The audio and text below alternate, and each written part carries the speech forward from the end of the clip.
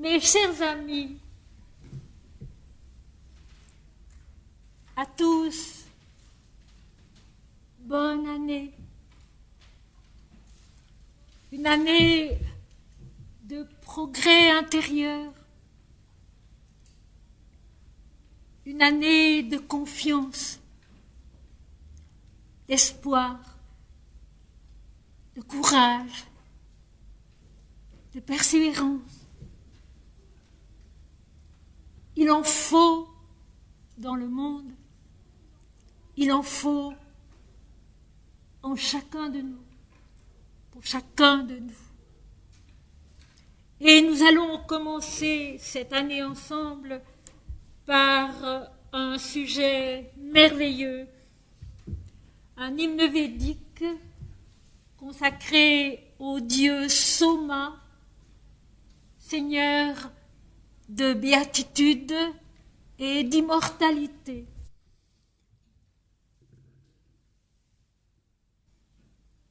Je voudrais commencer ce premier cours de l'année par la lecture d'un poème qui se trouve dans Les Sentiers de l'âme, écrit il y a bien longtemps, et qui est bien un peu ce départ dans l'année, ce départ dans les lointains inconnus. Vaisseau.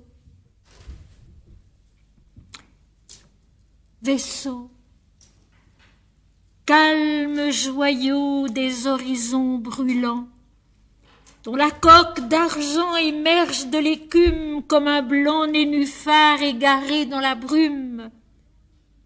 Que de vœux inconnus vous emportez tremblant. Vaisseau, calme joyau des horizons brûlants, dont la coque d'argent émerge de l'écume comme un blanc nénuphar égaré dans la brume. Que de vœux inconnus vous emportez tremblant. C'est le fardeau caché de ces rêves lointains, ou le chant toujours là des adieux en détresse, qui donne à vos départs ce grand air de sagesse, quand vous vous en allez sur les flots incertains.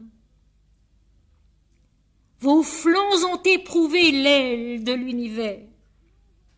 Vous connaissez l'appel insondable des mondes, dont l'écho retentit sous les vagues profondes qui vous griffent souvent de leurs longs ongles verts.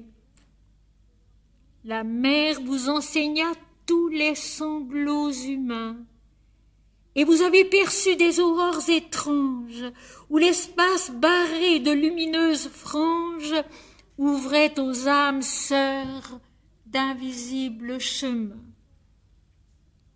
Vaisseaux, vases perdus sur les flots en remous, comme des cœurs ouverts dans l'écume houleuse, vous confondez en vous la mer, toujours songeuse, et la clarté du ciel qui descend jusqu'à vous.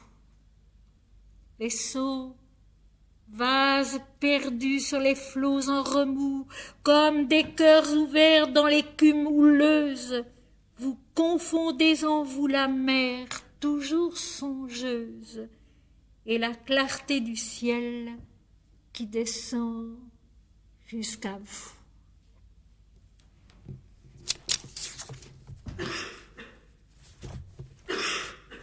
Et puis, j'aimerais vous lire deux petits fragments du journal spirituel. Ceci, c'était dans Les Sentiers de l'âme. On me demande parfois de donner la page.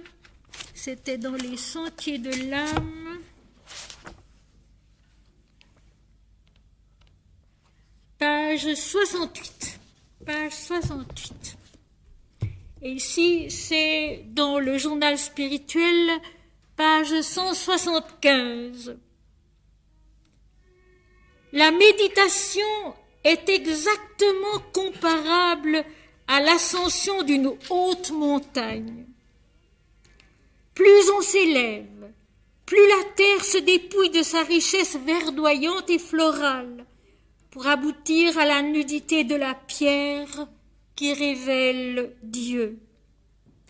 À ce sommet, où l'attention n'est plus dérivée, le regard de l'âme saisit dans une même vision la profondeur lumineuse du ciel et la vérité de la terre.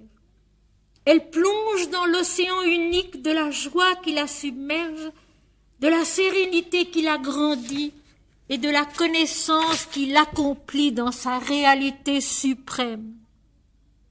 Elle peut redescendre alors vers la plaine où grouillent et s'agitent les éléments de la division, car elle reste marquée du sceau de la délivrance qui l'a identifiée à la vie supraconsciente et parfaite que domine l'indivisé. Tant que le moi personnel demeure vivace, il ne peut pas y avoir d'intelligence réelle de la vérité. Tant que le moi personnel demeure vivace, il ne peut pas y avoir d'intelligence réelle de la vérité. Et j'ai ajouté, il faut donc repenser tout le judaïsme et tout le christianisme. Il faut donc repenser tout le judaïsme et tout le christianisme. L'ascèse n'est pas triste. L'ascèse n'est pas triste. Elle comprend toutes les gammes de la consécration et de l'amour. La violence des prophètes, la douceur des saints, la fermeté des sages et la gaieté des séraphins.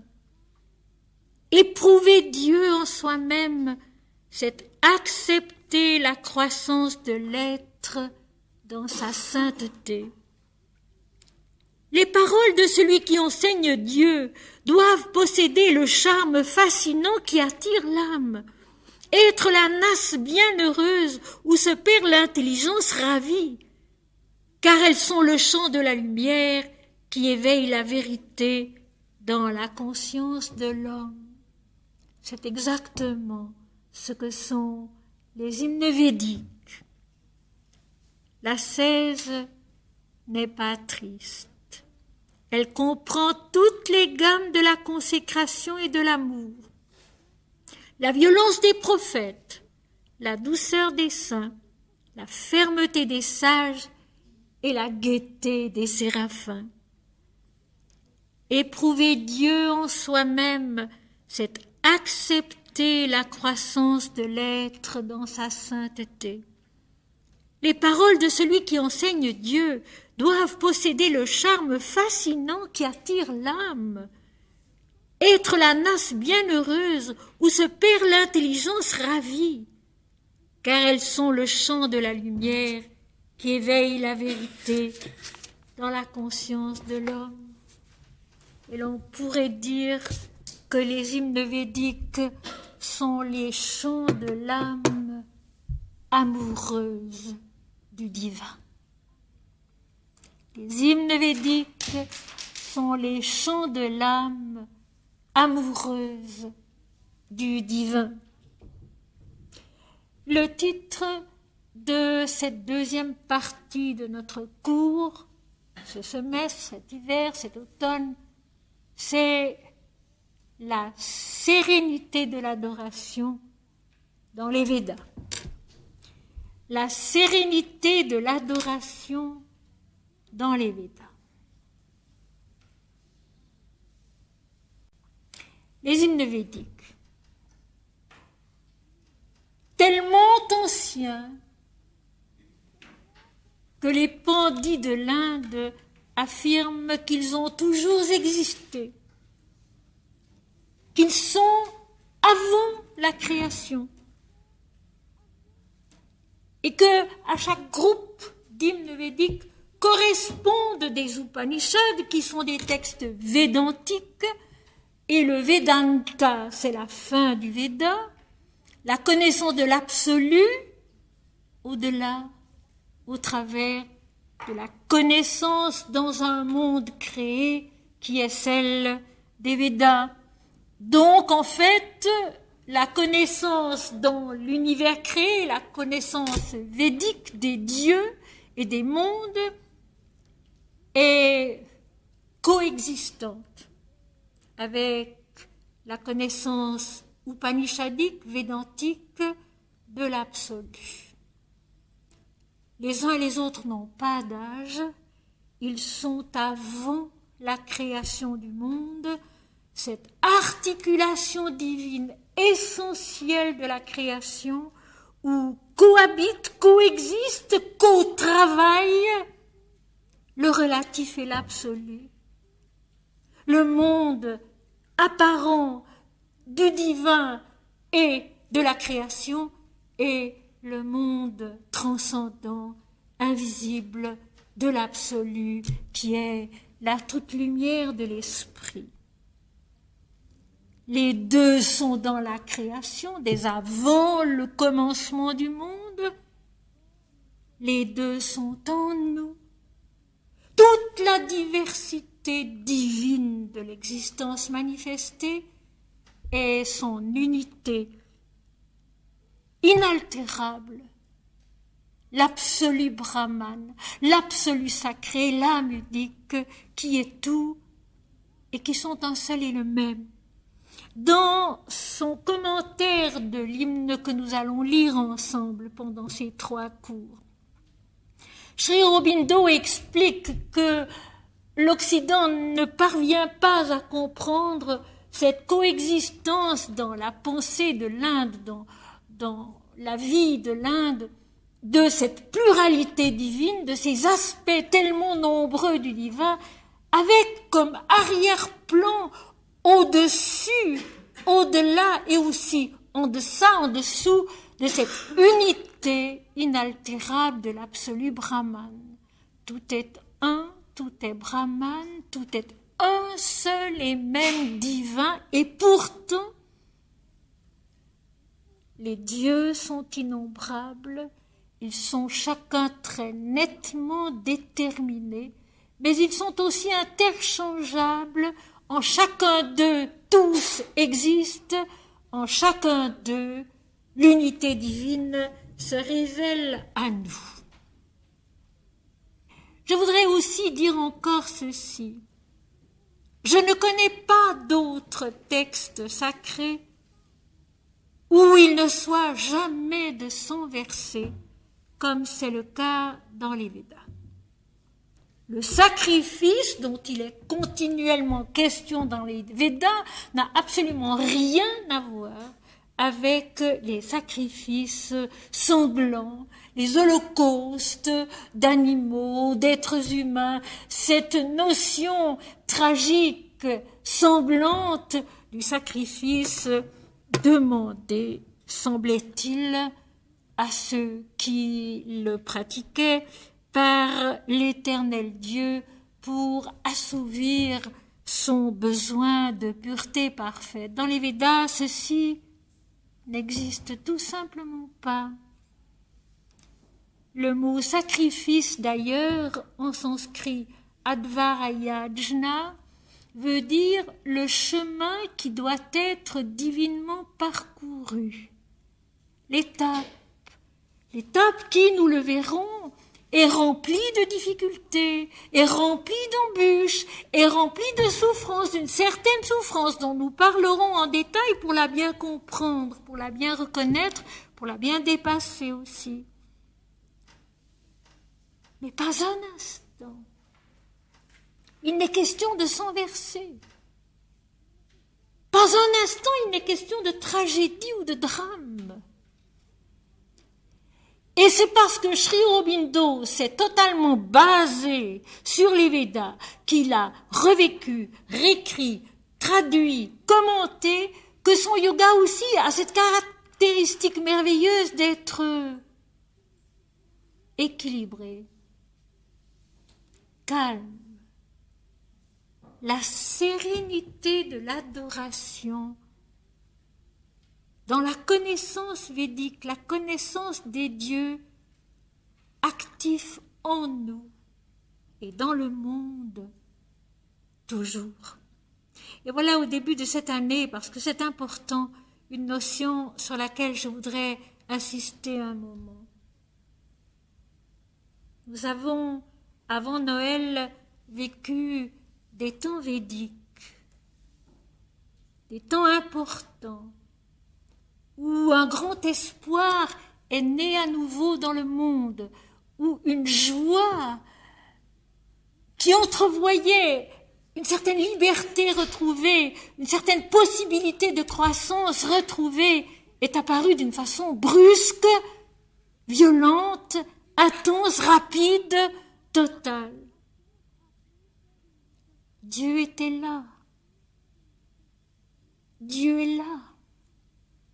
Il y a eu des acteurs admirables dans ce drame de la fin de l'année 89. Des hommes sages, des hommes patients, des hommes aussi qui ont su agir vite pour éviter que ne soit versé trop de sang. Dieu était là. N'oublions pas, c'est Dieu qui a fait, ce ne sont pas les hommes. Et notre travail à nous, à partir de maintenant, c'est de permettre à Dieu de faire, de continuer de faire. Les journaux, la radio, la télévision distillent à l'infini des nouvelles alarmantes, des nouvelles troublantes, des nouvelles douloureuses, angoissantes. Je suis d'accord, mais il ne faut pas s'y laisser prendre.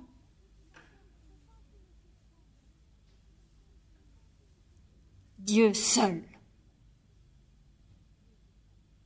Et nous allons le voir dans l'hymne védique. C'est vrai pour nous-mêmes. C'est vrai partout. C'est vrai dans tous les peuples. Dieu seul. Il se passe beaucoup de choses. Un espoir est né. Une sorte de délivrance tout de même a eu jour. Mais ce n'est pas fini.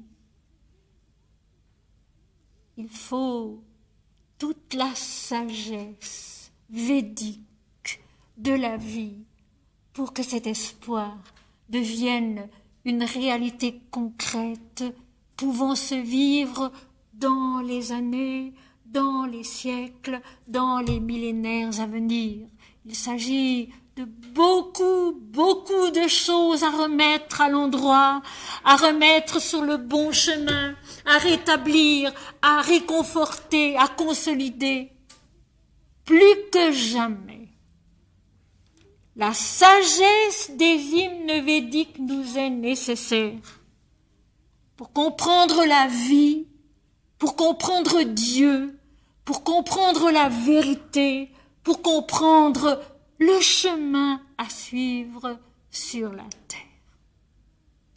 Et ce chemin à suivre sur la terre, cette vérité à vivre, cette vérité divine, cette vie divine, comme dit Sri Aurobindo, à vivre ici-bas, parmi les peuples, parmi tous les hommes, c'est précisément la sérénité de l'adoration.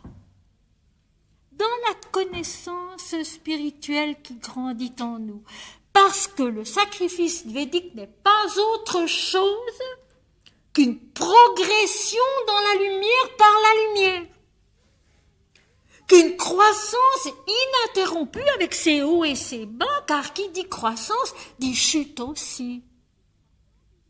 Une chose qu'il ne faut pas oublier.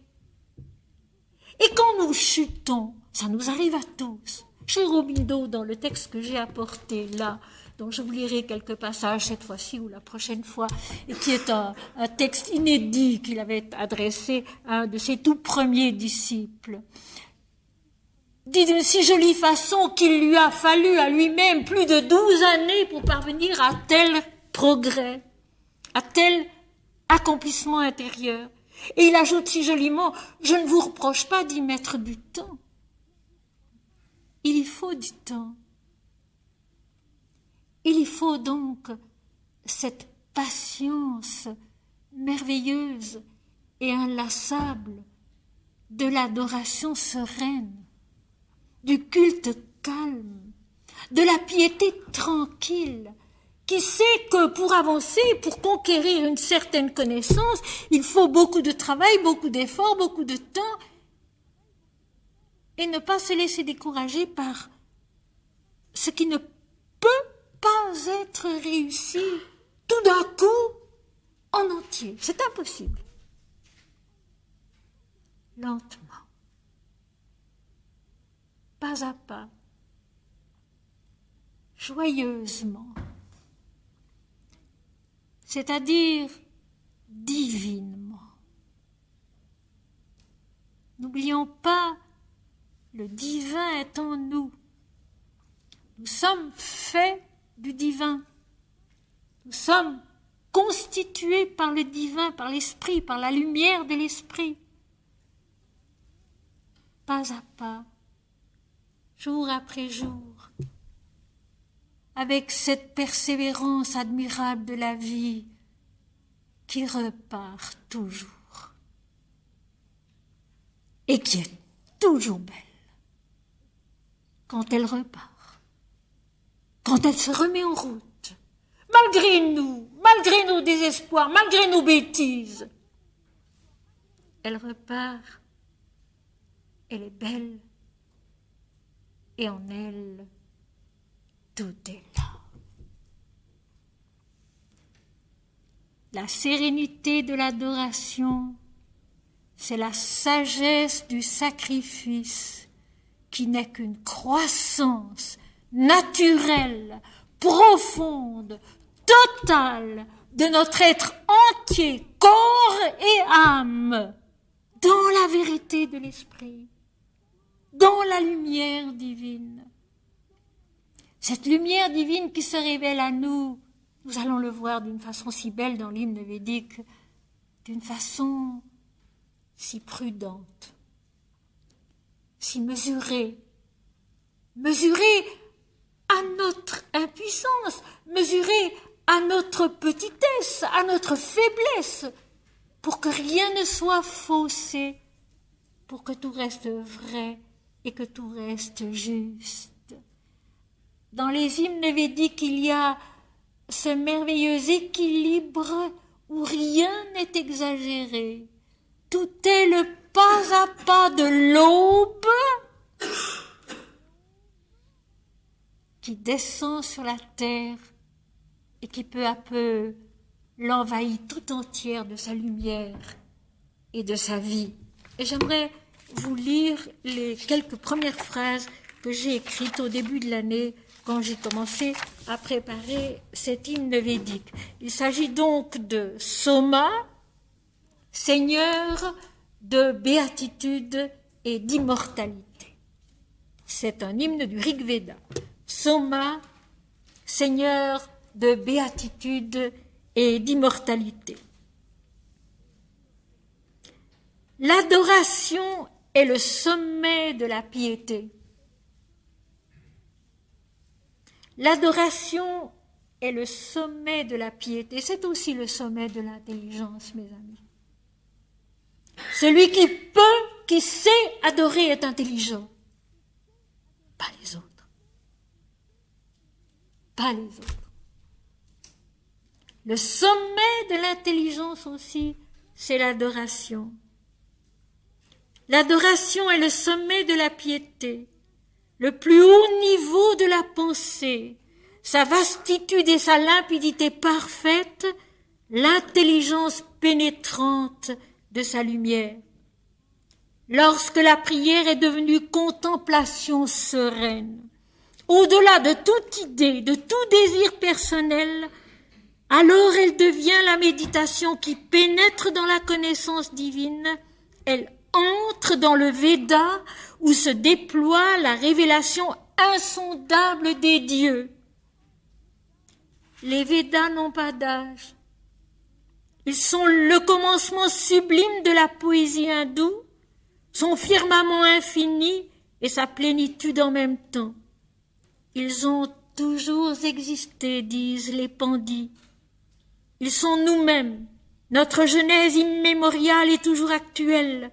Le chemin divers et multiple de notre naissance dans la forme et le nom comme de notre transfiguration insaisissable qui nous enfante à l'absolu. L'Upanishad est la fin du Veda, le Vedanta, mais les deux coexistent en nous immuablement comme le chemin et le but qui sont uniques et qui sont un. Et j'aimerais ajouter cette parole du Christ. Avant qu'Abraham fût, je suis. Père, tu m'as aimé avant la fondation du monde. C'est la même chose. Veda, la connaissance dans un monde créé, le premier-né de toute la création, ce que dit l'apôtre Paul du Christ, et en même temps l'absolue unité, où tout est Dieu, où tout est un, depuis le commencement et à jamais. Je vais vous lire la première strophe de notre hymne védique. Largement déployé pour toi est le tamis de ta purification, ô maître de l'âme. Quand tu te manifestes dans la créature, tu te répands à travers tous ses membres. Il ne goûte pas cette félicité, celui qui n'est pas mûr et dont le corps n'a pas souffert dans l'ardeur du feu. Seuls sont capables de la supporter et de s'en réjouir ceux qui ont été préparés par la flamme, j'ajoute de l'amour divin et de l'oubli de soi. Ce qui est frappant dans ce début de l'hymne védique, c'est qu'il s'agit de la purification du Dieu d'abord. Et ceci, c'est quelque chose que je vais essayer de vous expliquer longuement, lentement, pour que nous le comprenions très bien. C'est important. C'est inattendu. C'est important. Largement déployé pour toi est le tamis de ta purification, ô maître de l'âme. Quand tu te manifestes dans la créature, tu te répands à travers tous ses membres. Dans quelques aspects du sadhana, j'avais déjà perçu, avant d'avoir lu les hymnes védiques concernant Soma, que Soma était un dieu. On parle toujours de Soma comme du beurre clarifié ou du vin de l'extase. Il est cette substance parfaitement pure, nourrissante, qui nous permet de grandir, qui accomplit le sacrifice. Mais il est bien plus que cela. Il est Dieu lui-même, et voici ce que j'en ai dit dans quelques aspects d'une sadhana, page 60. Soma est le cœur du sahasrara, le parfum et la saveur du lotus à 1000 pétales épanoui. Soma est le cœur du sahasrara, le parfum et la saveur du lotus épanoui. Il est la plénitude de la lumière, la plénitude de l'Ananda en Brahman. C'est à ce titre qu'il est même antérieur au Veda. Il est le pouvoir créateur à son plus haut degré, le point culminant de Surya, car ce n'est pas l'existence, ni la connaissance, c'est la béatitude qui crée. C'est de la joie d'être de Brahman que sort toute la vie manifestée. Soma pénètre l'existence tout entière. Il crée ses 1000 formes car il est l'Ananda. Il est l'acteur de tous les samadhis, de toutes les extases. En ce sens, la création ne peut pas être considérée comme une descente, mais comme une perpétuelle ascension. La création de la conscience qui monte, monte, monte, monte ineffablement vers la toute lumière de l'esprit. Je vais vous relire ces quelques phrases. Soma est le cœur du sahasrara, le parfum et la saveur du lotus à 1000 pétales épanouis, donc au sommet de la conscience qui s'accomplit en Dieu. Il est la plénitude de la lumière, la plénitude de l'Ananda en Brahman. C'est à ce titre qu'il est même antérieur aux Védas. Il est le pouvoir créateur à son plus haut degré, le point culminant de Surya, car ce n'est pas l'existence, ni la connaissance, c'est la béatitude qui crée, c'est de la joie d'être de Brahman que sort toute la vie manifestée. Soma pénètre l'existence tout entière, il crée ses 1000 formes, car il est l'Ananda, il est l'acteur de tous les samadhis. En ce sens, la création ne peut pas être considérée comme une descente, mais comme une perpétuelle ascension. Nous sommes nés sur la terre pour monter à Dieu. Nous sommes nés sur la terre pour monter à Dieu. Et cette ascension, mes amis, peut prendre des millénaires, cela n'a aucune importance. Le travail en soi est la lumière parfaite de Soma. Ce beurre clarifié, ce vin de l'extase, cette béatitude, cette joie de l'immortalité qui renaît à elle-même. Et le secret pour y arriver, il est tout à fait simple.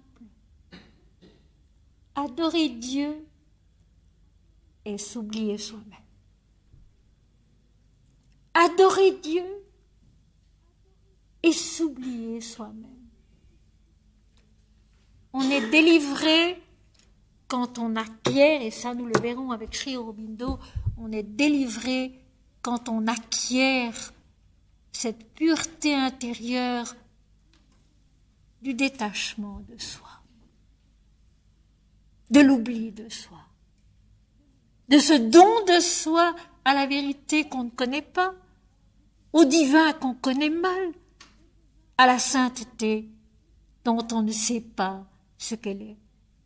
Se donner à ces trois choses, la lumière de l'esprit, la présence divine, la sainteté de l'existence, se donner à ces trois choses sans les connaître. Et en sachant qu'on y parvient par Shuddhi, comme dit Sri Aurobindo, la purification qui est l'élément le plus important de tout yoga. La purification, cette purification dont il est question ici au début de notre hymne.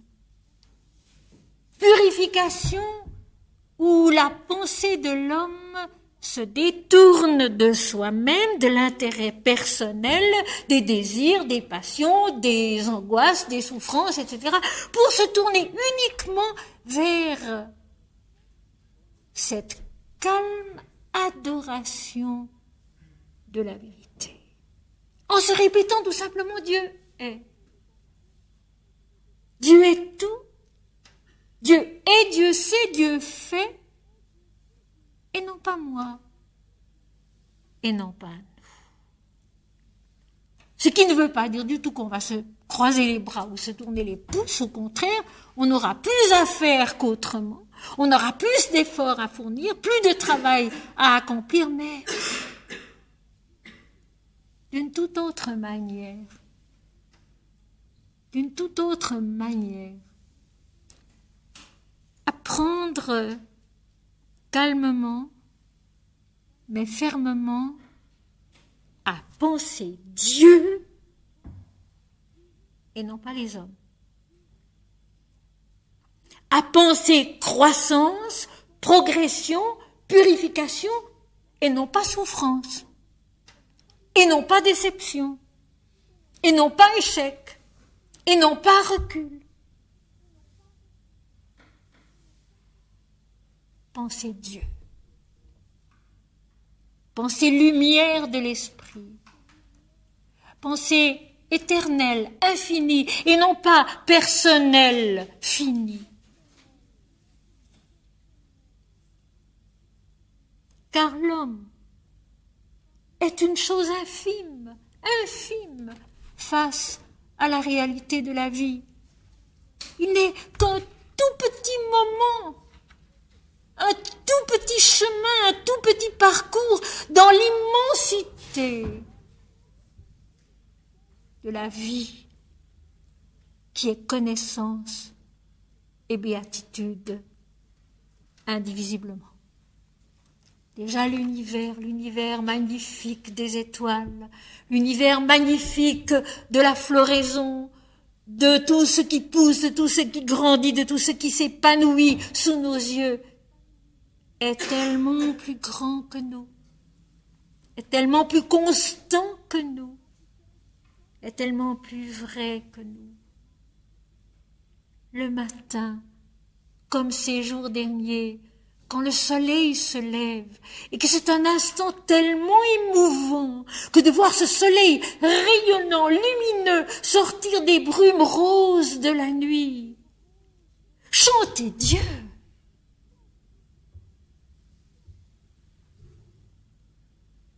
Om burbu varshva tat savitur varenyam bargo devasya dimai diyo yona prachodayat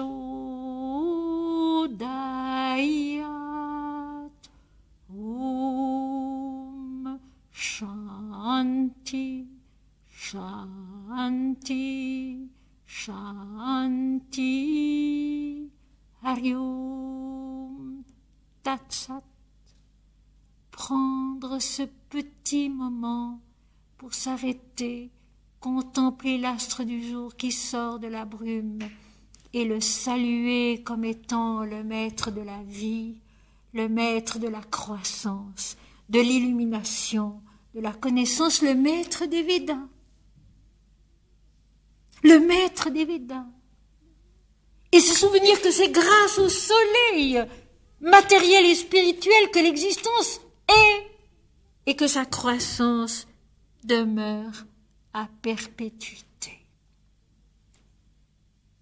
Le chemin des hymnes védiques, le sacrifice des hymnes védiques, c'est la progression, la croissance dans la lumière et surtout dans la sagesse, la sérénité de l'adoration.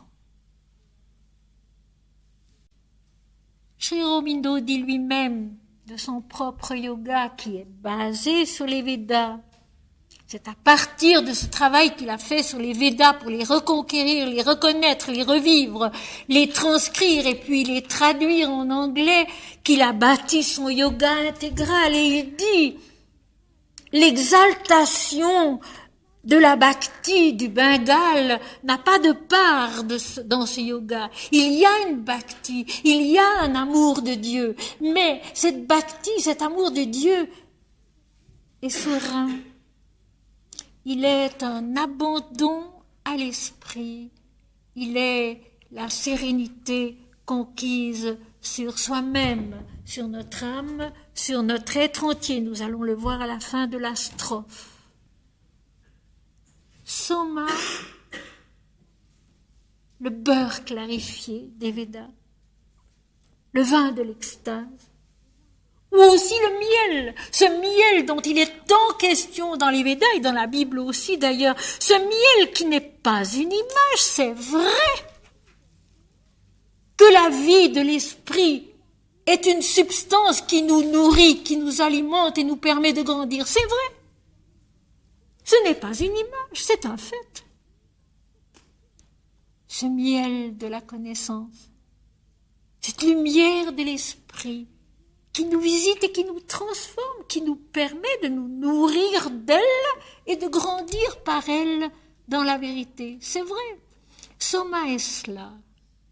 Il est cette lumière de l'esprit qui soudain descend sur nous, nous pénètre et va se loger dans tous nos membres.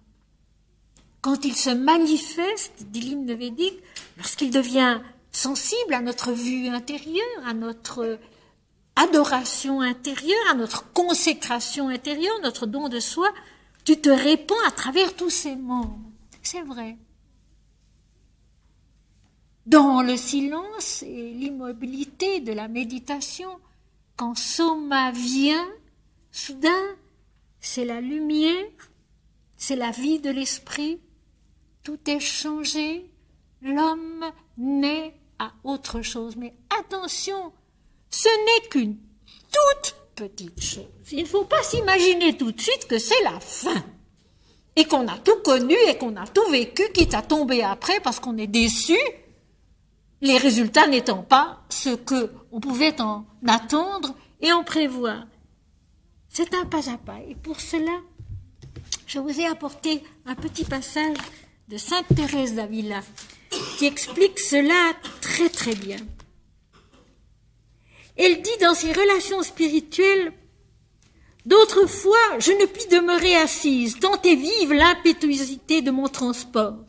J'endure un tourment que je n'ai point recherché, mais il est tel que l'âme ne voudrait jamais en être privée durant son pèlerinage ici-bas. Ce sont des désirs véhéments qui l'animent de quitter cet exil, donc cette ignorance de Dieu, cette séparation d'avec Dieu.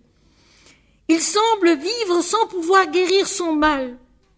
Le remède serait de voir Dieu. » Je trouve ça extrêmement touchant. Le remède serait de voir Dieu. Mais la sainte ne connaissait pas l'Inde, ne connaissait pas les sages de l'Inde et les Védas et les Upanishads. Alors elle ajoute: « Mais pour cela, il faudrait mourir et elle ne peut se donner la mort.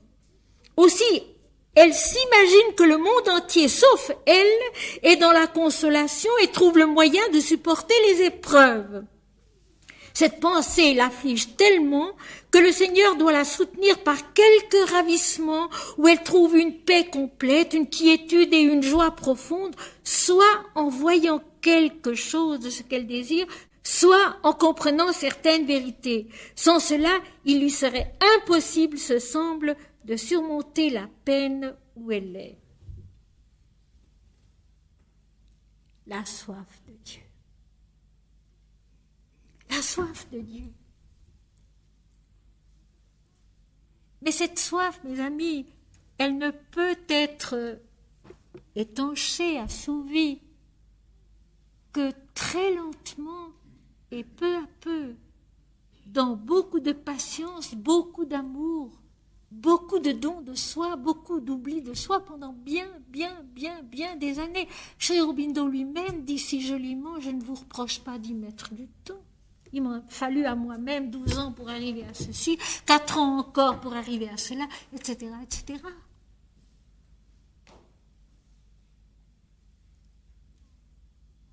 Quand notre soif est sincère,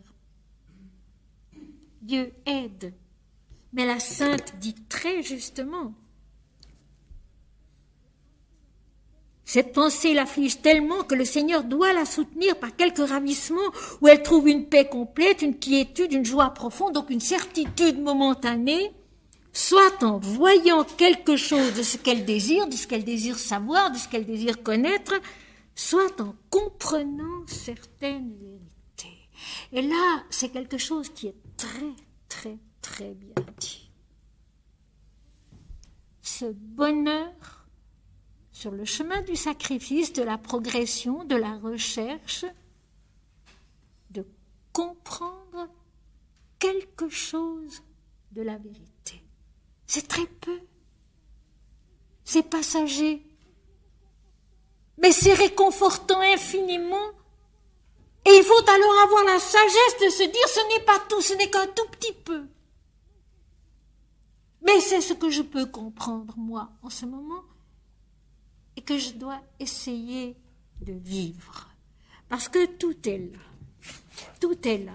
Ce qu'on reçoit dans la prière, ce qu'on reçoit dans la méditation, cette lumière tamisée, il est question du tamis dans notre hymne, cette lumière tamisée pour que la conscience puisse recevoir, comprendre et se réjouir de ce qu'elle comprend, Si c'est trop grand pour elle, si c'est trop fort pour elle, elle n'y comprendra rien et au contraire, elle y perdra. La sagesse divine des Védas, c'est d'aller pas à pas et de ne jamais nous donner plus que ce que nous sommes capables de supporter, de comprendre, de digérer, pour le dire d'une façon simple et commune. Largement déployé pour toi est le tamis de ta purification, la purification du Dieu en nous.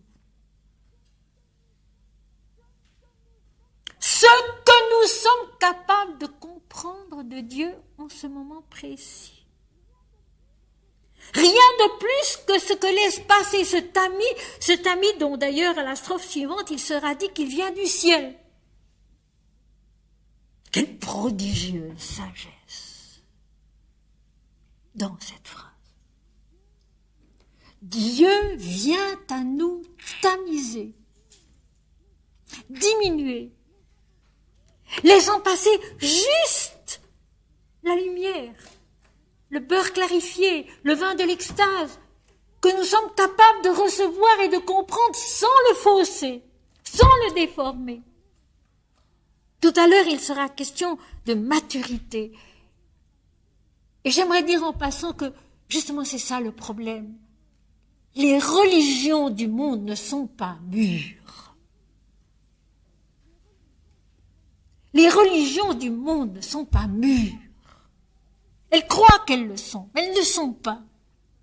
D'où toutes ces erreurs, d'où toute cette intolérance, d'où toutes ces affirmations qui ne sont pas justes, parce que nous n'avons encore de Dieu qu'une connaissance extrêmement restreinte, mouvante, mobile, et qui n'a encore rien à voir avec la nature du divin. La mère divine des Védas, Sarasvati, qui est la blancheur de l'esprit. De cela, nous sommes loin. À cela, nous savons que nous devons naître, que nous pouvons naître. Il faut s'en souvenir aussi de ça. Nous pouvons y naître, nous devons y naître. Mais cela prend du temps. Cela prend beaucoup de temps. Largement déployé. Alors c'est une des choses merveilleuses des Védas, c'est cette vastitude dans l'ouverture de l'intelligence, dans l'ouverture de la compréhension, dans l'ouverture de l'esprit. Rien jamais n'est petit, n'est ramené à une ou deux formules et rien de plus. Non, c'est toujours tout, la vastitude, l'amplitude largement déployée pour toi et le tamis de ta purification. Donc, c'est l'immensité du ciel elle-même qui, dans la conscience de l'homme, laisse filtrer tout doucement la pureté du Dieu qui se révèle en nous. La pureté du Dieu qui se révèle en nous. Cette compréhension minuscule encore de la vérité divine qui nous est donnée à un certain moment donné de l'adoration sereine, de la méditation, où l'homme s'efforce de se donner à l'Éternel, l'infini, et de s'oublier soi-même. On dit dans l'Inde, et je le répète très très souvent cela parce que c'est tellement important, que le roi des exercices spirituels, c'est la répétition du nom de Dieu, le japa.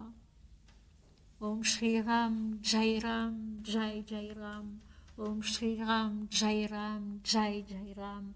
Om Shri Ma, Jai Ma, Jai Jai Ma. Om Shri Ma, Jai Ma, Jai Jai Ma. Hare Krishna. Mantra Murti Sada Devi. Om Namah Shivaya. Om Shri Ganapataye Nama, mon Seigneur et mon Dieu, notre Père qui es aux cieux, non pas moi Seigneur, mais toi, toi seul. On peut répondre à toutes les questions qui se posent à nous par un de ces chants de Dieu, par un de ces noms de Dieu. Mais attention,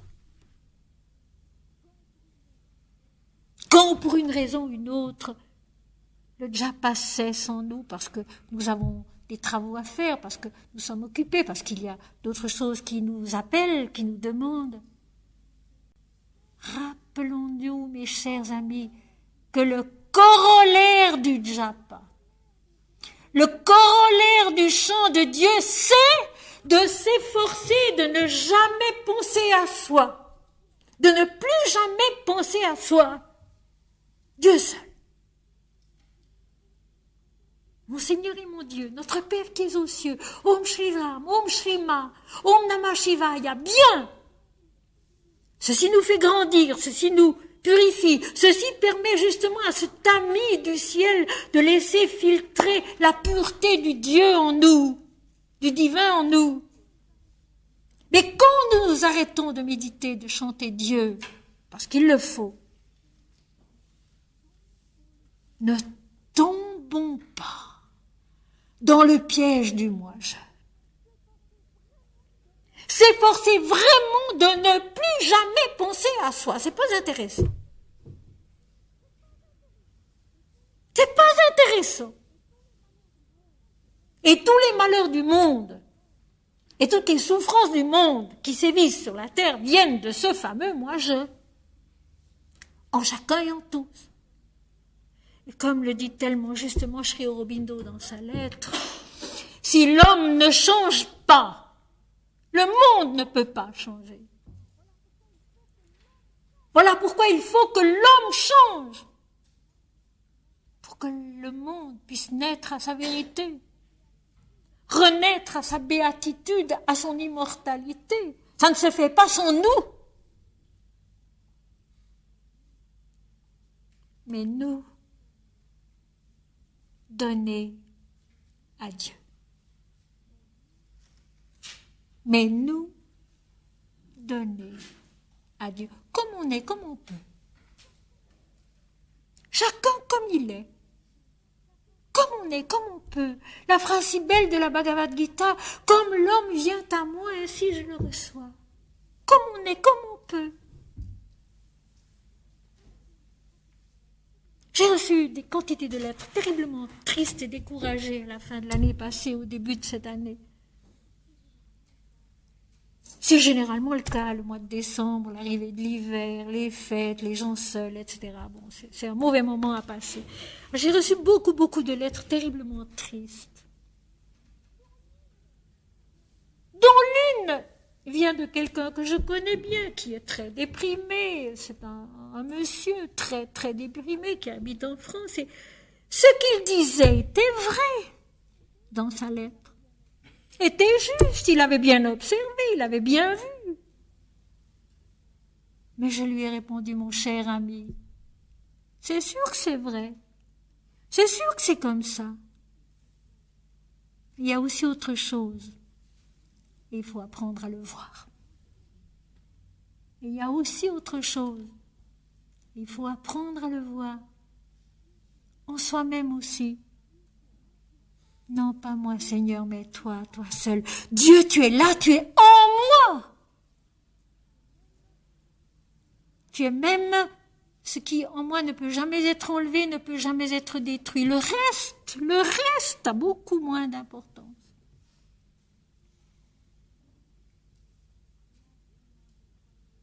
Largement déployé pour toi, pour Dieu, pour que Dieu reste Dieu, pur dans sa nature, et non pas déformé par l'intelligence de l'homme qui n'est pas mûr encore. Largement déployé pour toi est le tamis de ta purification, pour que ce goutte à goutte de la lumière divine reste vrai en nous, reste pur et transformateur pour nous. Ô maître de l'âme, ô maître de l'âme, maître du souffle qui est ma vie et qui est la vie de tous, l'Atman unique et tout pénétrant, donc commencement de l'existence, commencement de la création, toi avant que soit l'univers créé. Quand tu te manifestes, lorsque ta lumière, lorsque ta chaleur descend en nous, lorsque ta joie, le vin de l'extase, descend en nous, tamisée, limitée à nos possibilités de perception. Quand tu te manifestes dans la créature, tu te répands à travers tous ses membres. Ça, mes amis, c'est tellement le Veda. Ce n'est pas l'esprit seul. Ce n'est pas le cœur seul. Ce n'est pas l'intelligence seule. C'est l'être entier, corps et âme, qui se sent régénéré par la lumière de l'esprit. C'est tellement vrai. Et je l'ai encore remarqué ces derniers jours, je sortais d'une sale bronchite, qui n'est pas tout à fait finie encore, contractée le 31 décembre, bien sûr. Et il a fait si beau, avant-hier, hier, aujourd'hui, que je suis allée me promener dans le soleil, entre 11h30 et midi et demi, 1h. Une seule promenade dans les bras de Surya. Et j'allais beaucoup mieux. Et puis, une deuxième séance au soleil sur mon balcon pendant plus d'1h30, et j'allais mieux encore. La lumière de l'esprit, la vie, qui est intelligence et béatitude, qui nous pénètre dans tous les membres, et nous sommes bien, et nous sommes mieux, et nous avons progressé, et nous sommes nés à quelque chose du divin. Comme dit sainte Thérèse d'Avila, parce que j'ai vu quelque chose que je désirais, ou que j'ai compris quelque chose de la vérité. Je crois qu'il n'y a pas de plus grande humilité que celle des Védas. Ce pas à pas merveilleux qui emmène avec soi la terre tout entière, toujours. Les aubes, les matins, la terre, les monts, les plaines qui se réveillent, qui se remettent à vivre. Et puis l'intelligence de l'homme qui reçoit du ciel la lumière, qui le transfigure et qui l'enfante à un peu plus de sagesse, un peu plus de vérité. Mais maintenant, c'est l'autre partie. Nous avons d'abord eu, dans le début de la strophe, la purification du Dieu. Et ceci, mes amis, il faut s'en souvenir. Dieu seul, mais comme il est, lui, dans sa nature parfaite et pure et blanche, Sarasvati, la mère divine, la blancheur divine, le Verbe divin de vérité, pas ce que nous en faisons. Pas ce que nous en faisons. N'y touchons pas, Jésus le dit au matin de Pâques, ne me touche pas. N'y touchons pas. Mon Seigneur et mon Dieu, apprends-moi à te connaître, apprends-moi à t'aimer. N'y touchons pas. C'est quand nous y touchons que nous sommes malheureux, parce que nous nous figurons avoir compris des tas de choses et finalement ce n'est pas vrai. Ça ne se vérifie pas dans l'épreuve. Et l'épreuve, c'est justement ce face-à-face avec la vie comme elle est, où il faut savoir garder la persévérance et la foi des saints, l'admirable parole de l'Apocalypse, chapitre 13, verset 10. Où il faut savoir garder la persévérance et la foi des saints. Comme je le dis dans le voilier rouge, tenir entre ses bras le corps mort de l'univers entier et croire en la vie. Croire en la vie qui est Dieu. Dieu seul. Dieu seul. Quelqu'un à Paris, à la fin d'une conférence, est venu vers moi et m'a dit « Ma, j'ai acheté votre livre, mettez-moi dessus. Dieu seul. Dieu seul. » Il n'y a pas d'autre vraie consolation. Il n'y a pas d'autre véritable encouragement. Il n'y a pas d'autre progrès. Il n'y a pas d'autre sacrifice, celui de se donner à la vérité. C'est sainte Thérèse de Lisieux qui disait, la seule chose qui importe, c'est de aimer la vérité et de la chercher toujours. Mais une vérité qui n'est pas celle des hommes, celle de l'infini, celle de l'insondable, celle de l'ineffable, celle de Dieu.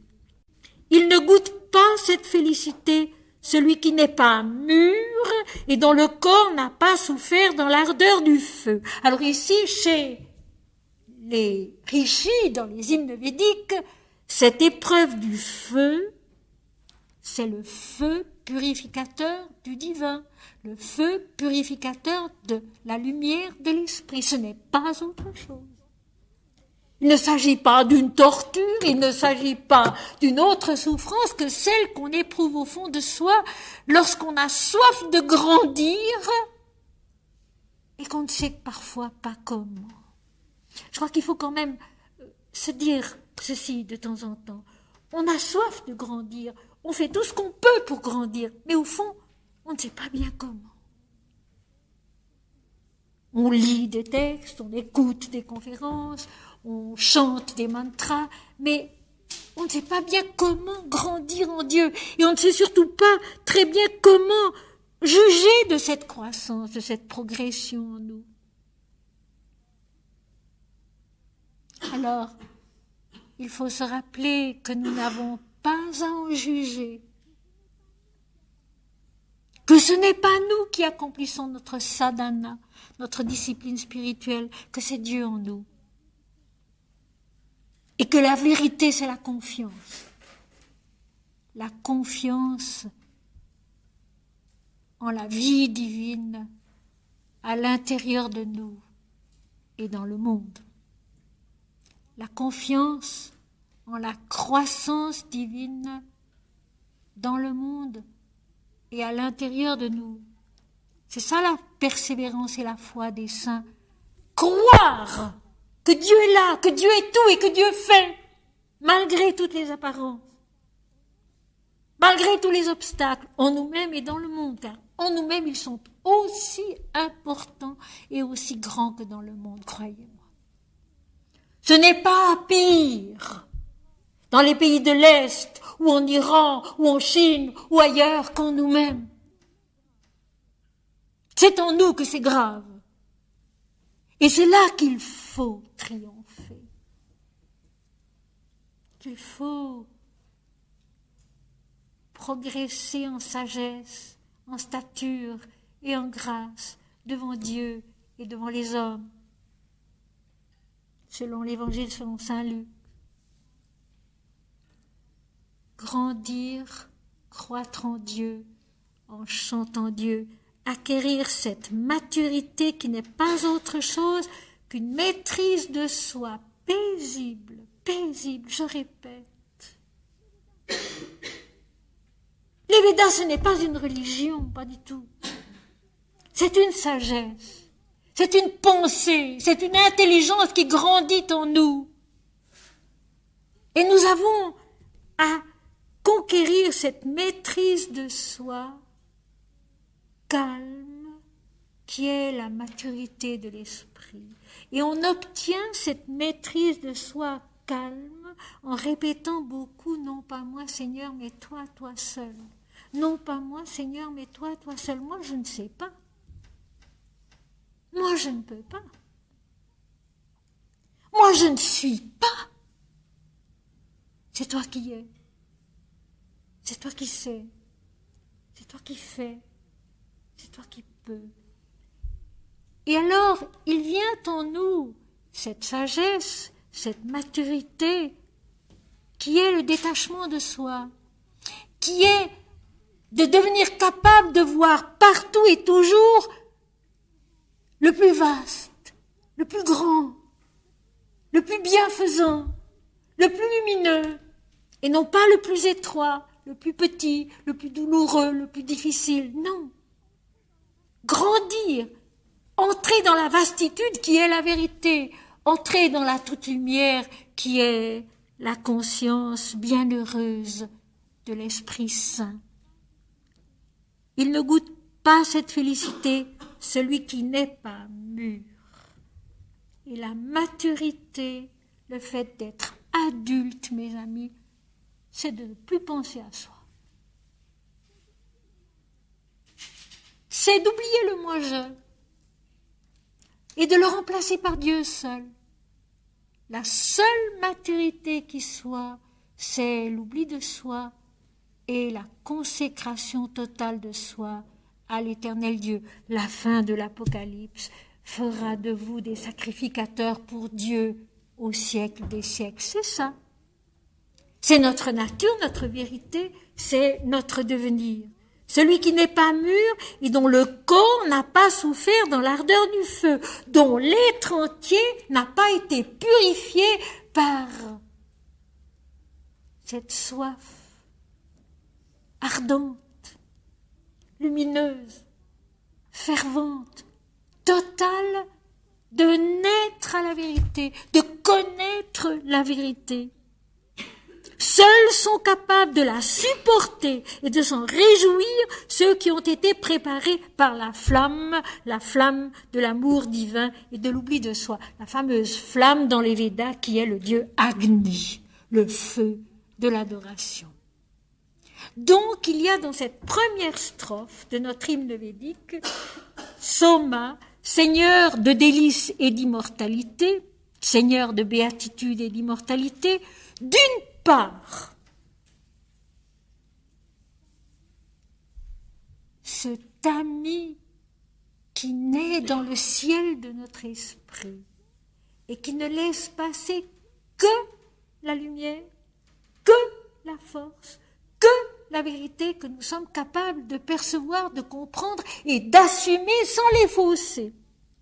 Voilà pourquoi le pas à pas et la patience du pas à pas sont tellement nécessaires. Et ensuite, il y a ce sacrifice du pas à pas, où l'homme peu à peu naît à une maturité véritable d'adulte, qui n'est pas un amas de savoir, mais une maîtrise de soi. Maîtrise de soi dans la joie, maîtrise de soi dans la soif de Dieu, maîtrise de soi dans la douleur, maîtrise de soi dans l'épreuve, maîtrise de soi dans la réussite, maîtrise de soi. Et cette maîtrise de soi, elle se résume aussi en ceci, offrir à Dieu.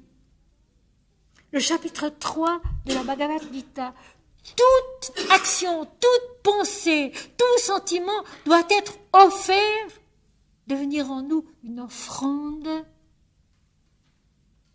à l'éternel, à l'infini, au sacré. Et alors c'est ici que j'aimerais un instant m'attarder à cette lettre inédite de Sri Aurobindo qu'il avait donc envoyée à l'un de ses disciples les plus anciens, un des premiers disciples qu'il ait eus. Et il parle justement de cette purification, il parle de ce yoga qui est une maîtrise de soi, qui est une sagesse, qui est un don de soi à l'esprit de vérité. Rappelez-vous ce qui constitue la base de ce yoga.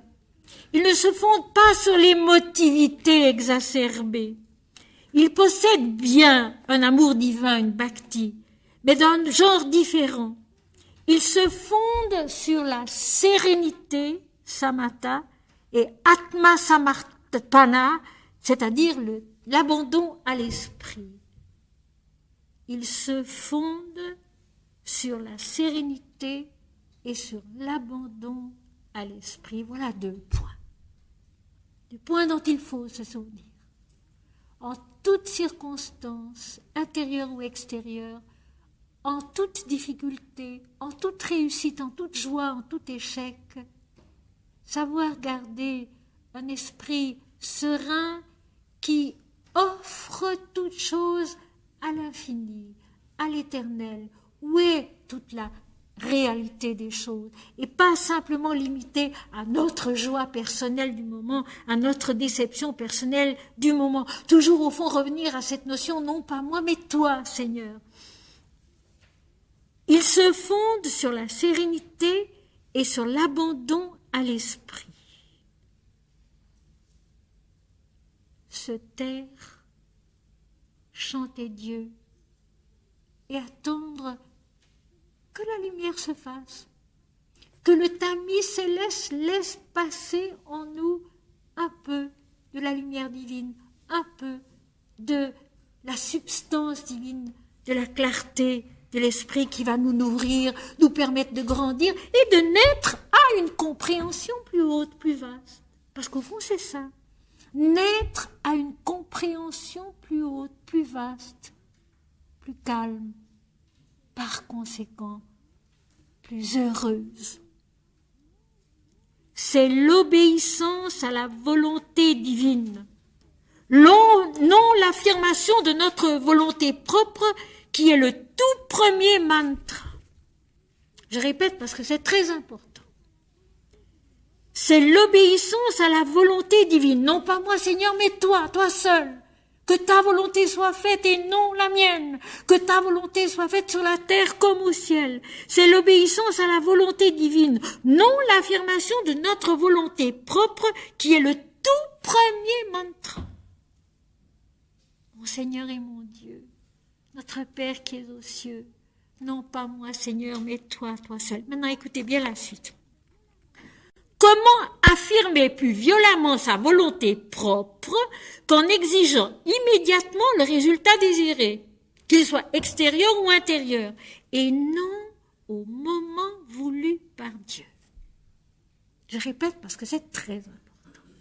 Et ça, certaines personnes qui se croient très pieuses et très ardentes et très ferventes dans leur recherche, la commettent cette erreur-là. Elles voudraient que la réponse vienne tout de suite. Comment affirmer plus violemment sa volonté propre qu'en exigeant immédiatement le résultat désiré, qu'il soit extérieur ou intérieur, et non au moment voulu par Dieu? Ce que j'appelais déjà comme enfant l'heure juste. Les choses viennent à l'heure juste.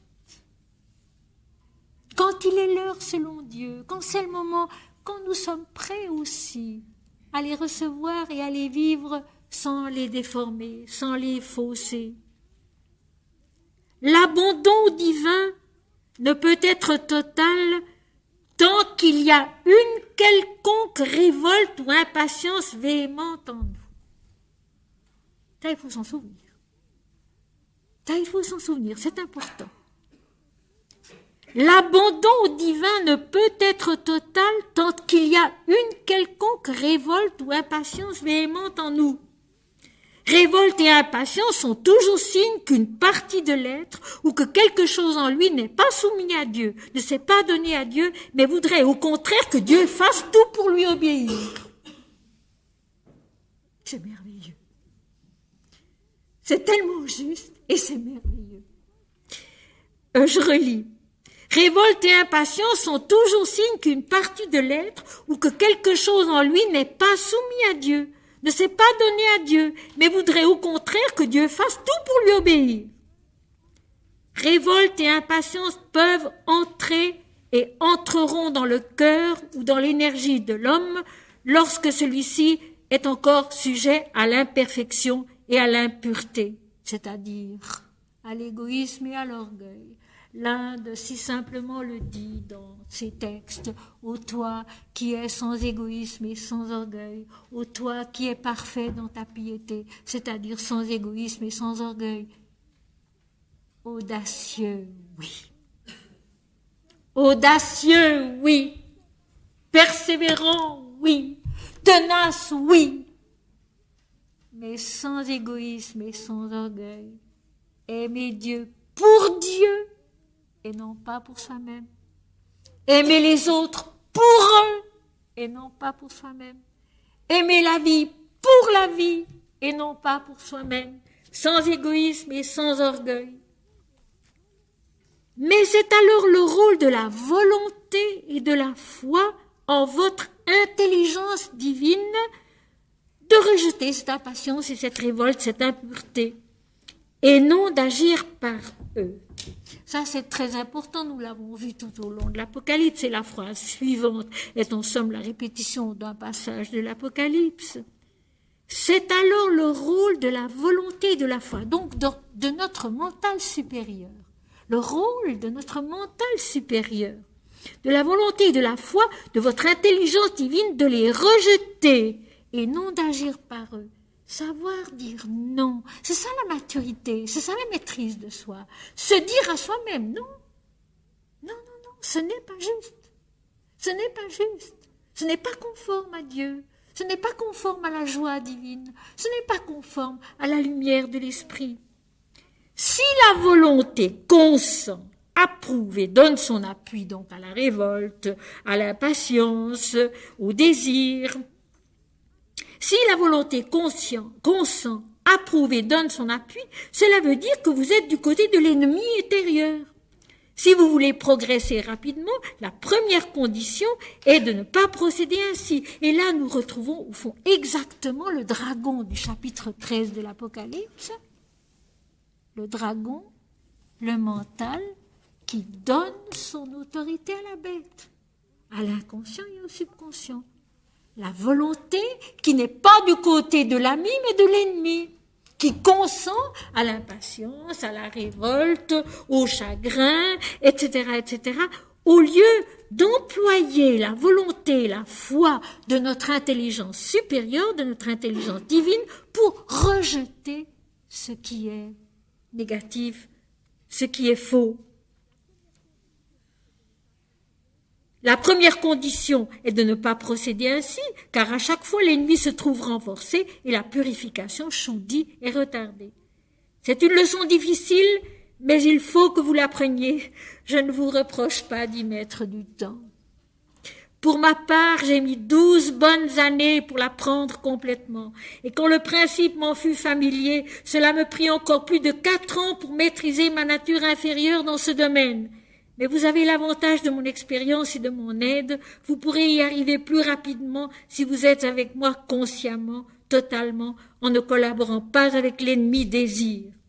Souvenez-vous de cette parole de la Bhagavad Gita, c'est la clé de notre yoga.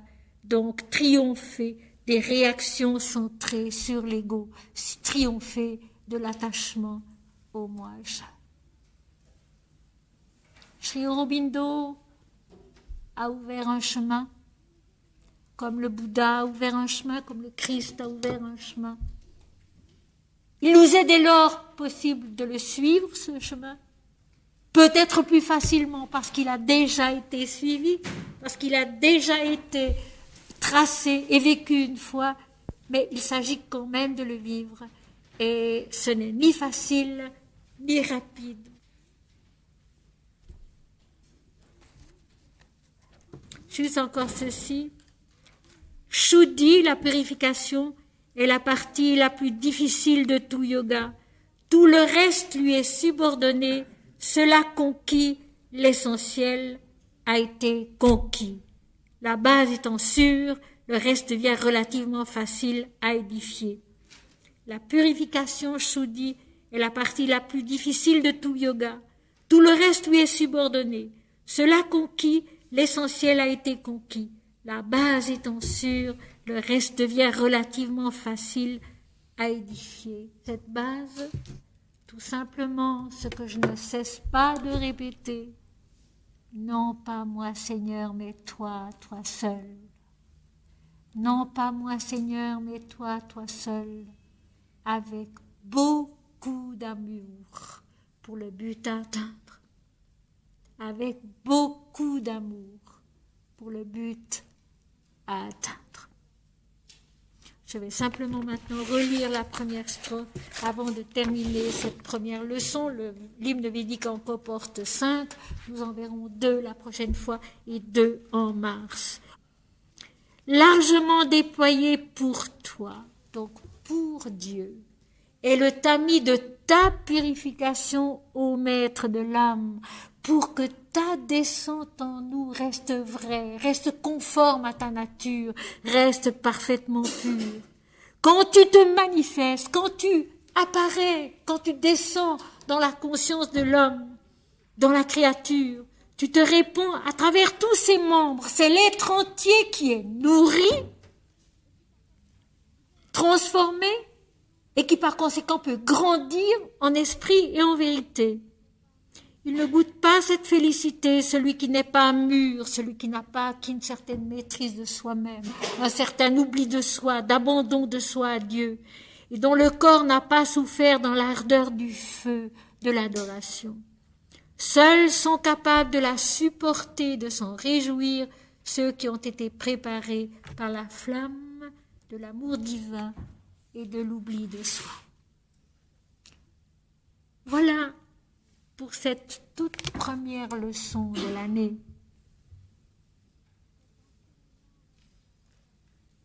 Cet enseignement reste vrai à chaque heure, à chaque pas, du commencement du mois de janvier à la fin du mois de décembre. Nous avons un beau travail devant nous à accomplir en nous-mêmes.